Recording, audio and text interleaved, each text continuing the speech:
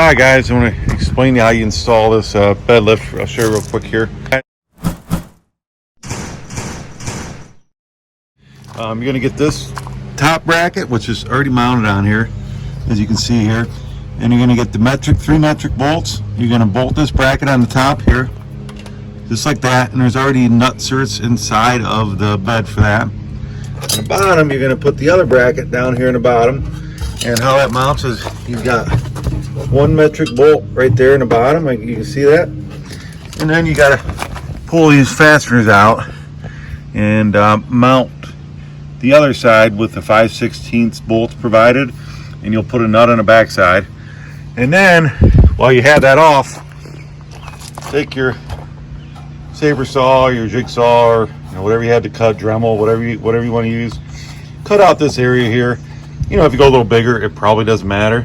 If you didn't go enough, just cut off a little more, no big deal. And then put that back. Well, you're going to mount your actuator down in there, and after you do that, then you can put this piece back on.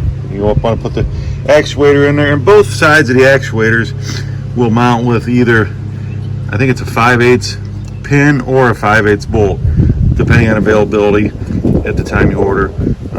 Anyway, and then what you do, once you get that in there, you're going to run your wiring harness here. Hook it, zip tie it up here. We'll get you some zip ties, and just zip tie it, all across here like this.